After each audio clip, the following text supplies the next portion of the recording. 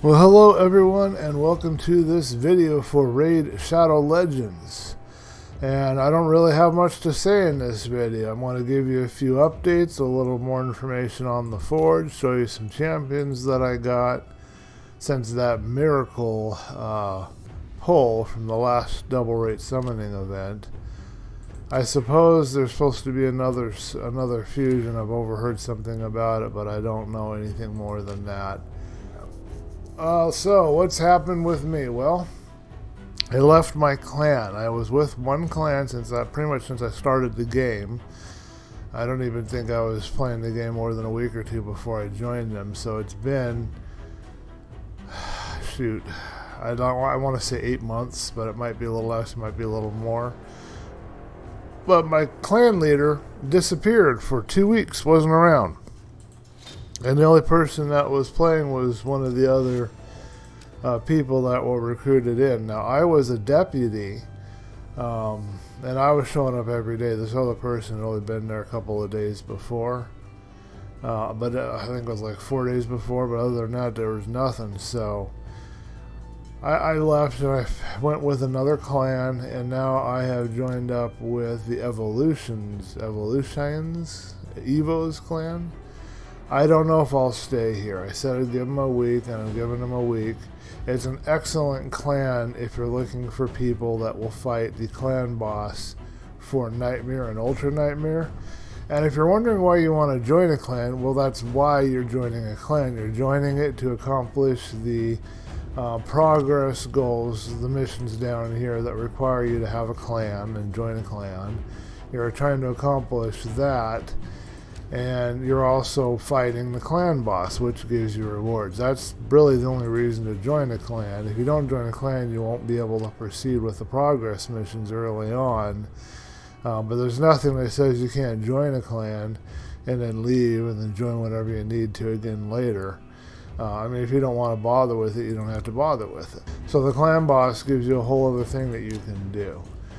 So I've noticed that being in this more active clan, that I think we have 30 of 30 players in here right now, that I get chests a lot more often. So there are some advantages to getting a really active clan.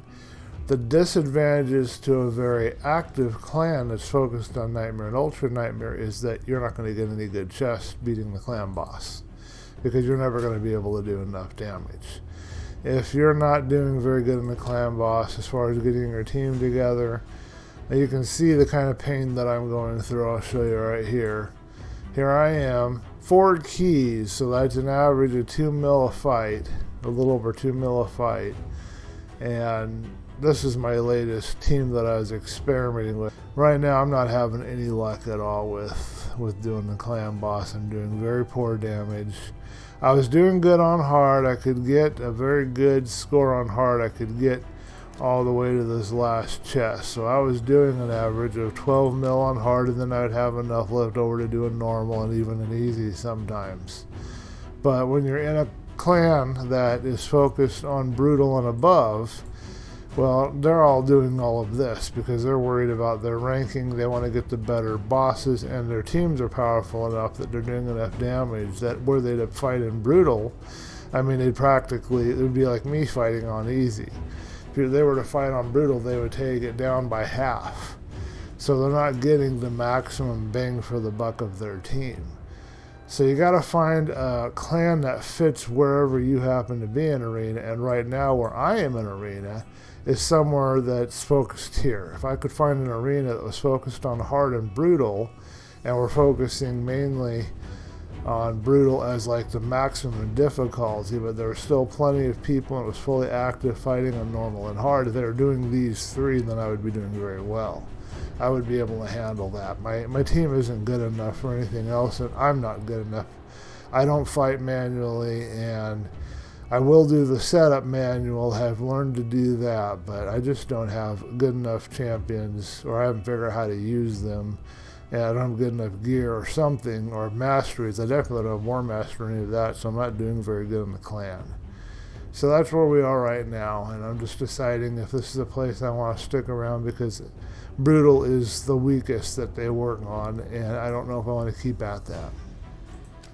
if I could figure out Darkwood Jedi. Am I saying that right? Deadwood Jedi. If I figure out what Deadwood Jedi is teaching about tuning and getting your boss so that you can, live longer and have your team hold out, then, maybe I could do something. But apparently, from what videos I have seen, on the clan boss, you want decrease attack. That's the main priority over speed and anything else. You want to have a lot of HP and defense on your champion so they can survive. The HP gives you survivability, and the defense gives you the ability to absorb damage. So you need the HP, you need the defense, you need the decrease attack, and then you need somebody called a debuff extender that can keep that decrease attack going. Or you've got to have a combination of champions that can make sure there's always a decrease, because you always want to have the clan boss under a decrease attack and the highest decrease attack you can.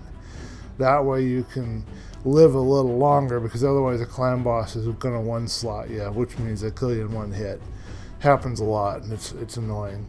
I did learn another thing. I've been playing here more in the faction wars. I actually made a little more progress, and I'm learning to see that faction wars is just like the campaign. It's not quite like what I thought it was. It's just like, or at least they've designed it to be like the campaign now, because just like in the campaign, when you farm for a specific part of gear, I guess initially it was supposed to be farming for these glyphs, and now it's farming for materials. Now, I disagree with what Salt says. Salt says, oh, well, they made it really easy for you to get legendary materials. Bullshit. Legendary materials are way down here on stage 13. That's when they start. And it is all but fudging impossible to get down this low. You got to have a lot of champions. You've got to have super good gear. You've got to have super good masteries. You've got to have so many aces up your sleeve. You got to be an octopus with 100 sleeves, because it's just terribly difficult as far as I'm concerned. So this is as far as I've got. But if you can farm these areas here and just focus on these epics or rares, whatever your team allows, like I could try and do this one, but I can't beat it, so I'm stuck with, on this particular crypt, I've got to stick with the rare materials. But you can go through and use your keys each day, and you get advanced rewards for this too. Out of your advanced quest, you get the rewards for that. You use up your keys each day, and you can get these materials. And while they won't help you out to get some of the really good artifacts over here on the forge, they will help you get some stuff, like your resilience and your perception. Yeah, I guess you do have to have them more advanced for the 5 to 6 star, so it's not really going to help you. Basically, the epic is going to stick you here in the 4 to 5 star range. You have to beat 13 and above in the faction crypt to get the materials that you need for the 5 to 6 star range. I kind of didn't get that till just now, and now I understand it a little more clearly. Some other updates, and then we'll close up the video. So keep that in mind with the Forge. Epic will get you the 4 to 5 star materials. Legendary gets you to 5 to 6. You've got to be able to go 13 and higher in the faction wars to get that. Alright. And I might need to update that statement, but as far as I understand it, that's what it is for now. So I did get some new champions. After the double raid event and outside of it, during the times 10 event and a little outside of that, I didn't get any of the times 10 champions as far as I know.